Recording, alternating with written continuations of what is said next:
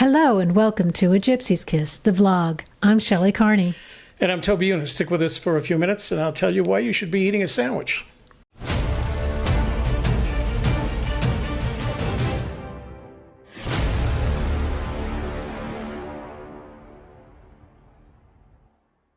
Okay, so the title of today's show is 9 Clues, Schmine Clues. The poem is a sandwich. Well, I'll bite. How is the poem a sandwich? I'll bite.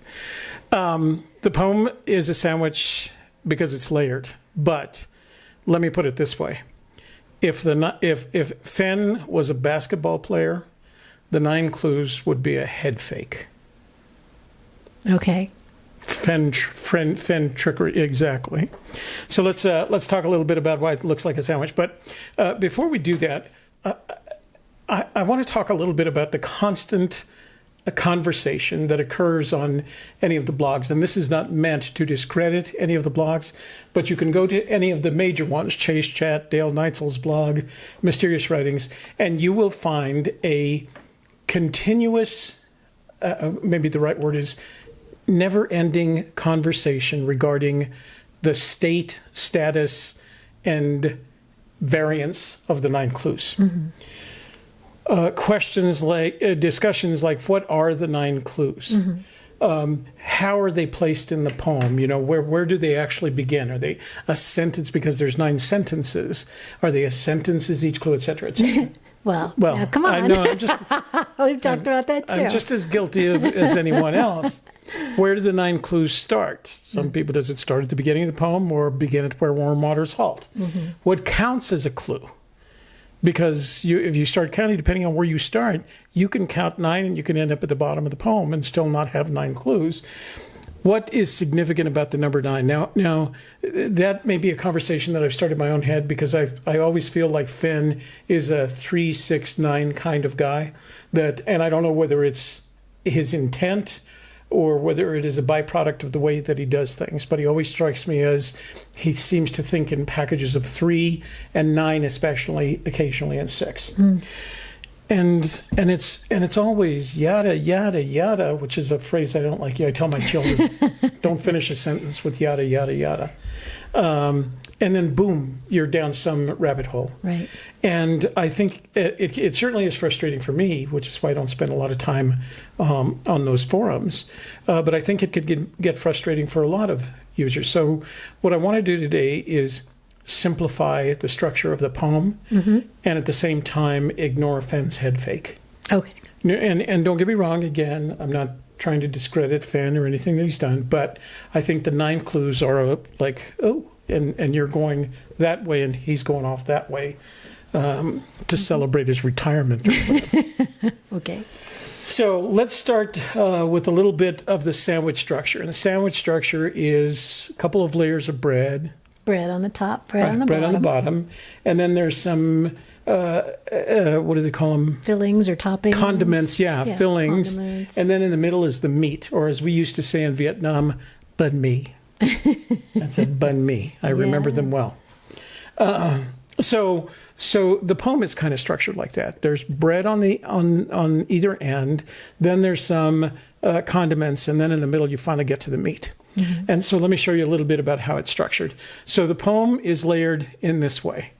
At the beginning are the establishment of the legalities of the poem, mostly who he is, and we're going to look at each one of these. Mm-hmm. And at the end, the other slice of the bread is more legalities. Mm-hmm. And he's got to do that because he took the advice of lawyers, and the attorneys told him, you got to make sure that you can do this, and that when somebody finds the treasure, they can actually own it. And that's what he does in the sandwich layer, mm-hmm. of the 2 pieces of bread of the poem. Just below that are what I call the condiments, the accoutrements. And he gives us sets of instructions. Right. And they're relatively easy to follow. I mean, in the sense that you can tell they're instructions. Mm. But here's where the meat is, where he describes the environment in which you should be operating. And there's a real tendency, I think, sometimes to ignore that part of the poem, but it's an important part, and you can tell it's an important part because it's the middle of everything. If it wasn't an important part, it would be out here with the bread. Not that the bread isn't important. The bread keeps it all together. That's right. It keeps it. Everything's important. It's a team. Everything's important. Team sandwich. So let's look at the legal things. If I was writing a will, or if Forrest Fenn was writing a will, he'd want to establish that the property was his and that he was relatively sane when he was doing this. So that's what he does. In the entire first stanza, I've got a loan in there, my treasures. I'll keep my secret and hint of riches old, new and old.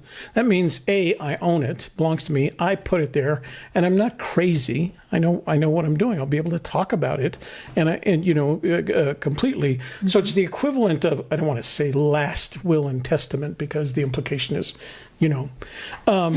but it is. It's the basically legal document. Yeah, it's the legal document associated with his ownership of the property and the transfer of that ownership to you. So first thing he has to do is establish ownership and establish that he's just not nuttier than a fruitcake for doing this. The second layer is instructional. And what I mean by that, it is basically a set, the entire second stanza is a set of instructions. Begin at where warm waters halt, take it in the canyon down, not far but too far to walk, put in below the home of Brown. Verbs. All action verbs, that's right. Mm-hmm. Do something, telling you to do something. And we're not going to get into what each of those is interpreted as, but you have to look at that stanza in its entirety, because what he's doing is he's giving you the first set of instructions before he goes to the environment. And that's the entire third stanza. There's no instructions. He's just helping you establish exactly where you should be. It's no place for the meek. The end is drawing nigh. There's be no paddle up your creek, just heavy loads and waters high. So there's no instructions necessarily. There's a lot of nouns, fewer verbs, but they're all very much directed at the environment in which you should find yourself as opposed to instructing you. Mm-hmm. Then in the fourth layer, we're back to the condiments. Mm-hmm. The entire fourth stanza is, again, dedicated to instructions. If you've been wise and found the blaze, look quickly down your quest to cease, but tarry scant with marvel gaze. Just take the chest and go in peace. So another set of instructions without any indication that there's an environment associated with it. You could call finding the blaze that, but by that time, I get a sense you're there. Mm-hmm. You're not wandering all over the Rocky Mountains looking for blazes. And that's why I have a feeling that when you get to maybe clue number 3, you will know where you are. And he's more often than not said, when you get there, if you understood the clues, you're going to know you're there. Mm-hmm. You're going to walk straight to that thing. And that's kind of what he does, where he creates this sandwich layers for you. Mm-hmm. Then the final thing is granting you title. See, I'm not crazy. I know what I'm doing. I've done it tired and weak. I'm not an idiot. So hear me all and listen, you're good. The courtroom's equivalent of, oh yea, listen to me. Your effort will be worth the cold. If you are brave and in the wood, I give you title to the gold. So he establishes the concept of a trove. He establishes that he's turned it over to you, and that he's done it in sound mind. Mm-hmm.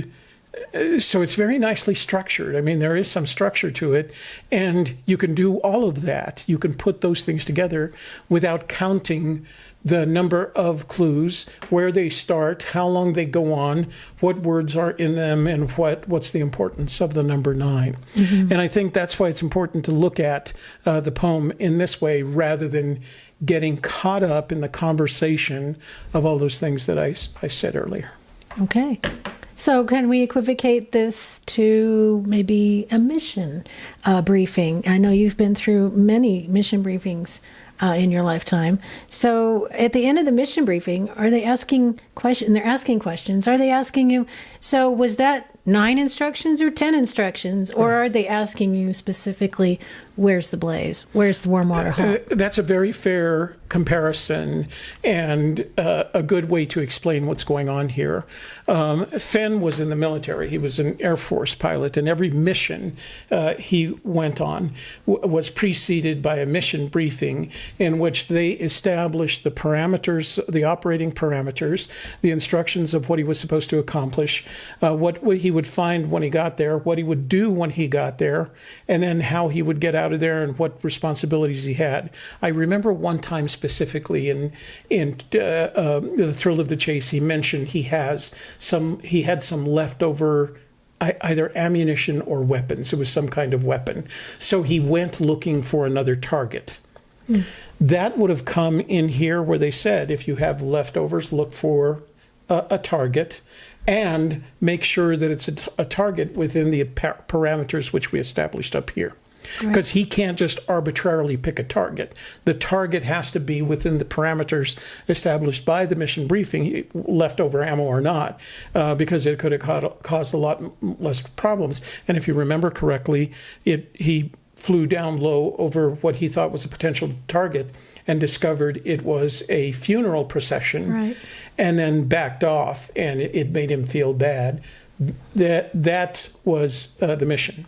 Having received myself and having given mission briefings, this is how a mission briefing goes. You establish the operating parameters. You give out or get the instructions of how to operate, what you're going to find when you get there, what to do once you get there, and how to sustain yourself in the operating parameters, and also what to do if all of this stuff is placed in question. And that's what I was reminded of. It was a mission statement, part of a mission briefing, and that's what he's done for us. He's given us a mission briefing while establishing the parameters and maintaining a legal construct around those parameters. And that reminded me of General Schwarzkopf. He was a cool guy. Well, he certainly Didn't have a knew lot how of to friends, talk to the press. Yeah, he did. He didn't hide. He did not shy away. He was very good at that. Yeah. So those are the layers of the poem. And if you start looking at it like those three middle layers, the instructions, environment, and instructions are your mission briefing, and start looking at it like that. Ignore the 9 poems. Stop counting the 9 poems. 9 clues. I'm sorry. Stop counting. Only one poem. One poem. Start counting the 9 clues, or stop counting the 9 clues rather, and focus on the mission. You're going to have a lot more success. Right. So we come to your advice for searchers. Yeah, and it would be the advice that you've heard me give us before, right? We have our conversations about the 9 clues, and then as usual, I'll get frustrated and say, why are we talking about the 9 clues? Focus on stanzas 2, 3, and 4. Instructions, environment, instructions. Right? Doesn't mean you have to ignore it. You're not going to have to worry about stanzas 1, 5, and 6 until you find the treasure. And then take his advice, right? And the first thing to do is put it aside and contact an attorney. That's what you should do. Don't worry about which are the 9 clues. You can get really caught up in counting the number. You can get caught up in where they start or where they end, or which words make up the 9 clues. Define your mission based on your research. You have a set of instructions, you have an environment in which you are expected to operate, and you have a set of behaviors that have been given to you in terms of where you are in that environment. And stop thinking about, well, do I need to find where the warm waters halt first? It doesn't make any difference. What's the mission, and how are you going to implement that mission? Focus on the mission. And as you always say, be safe, have fun, and bring a sandwich. That's right. Be safe, have fun, and bring a sandwich. That's the healthy thing to do. Yay. So that's it for today. But what are we going to talk about next week? We're going to talk about when warm waters halt. When warm waters halt. It was where warm waters halt. No, it's when warm waters halt. That's what we're going to talk about next week. Okay, so tune in for that. And for A Gypsy's Kiss the Vlog, I'm Shelley Carney. And I'm Toby Eunice. Thanks for joining us today. We look forward to seeing you in the next program. Bye-bye.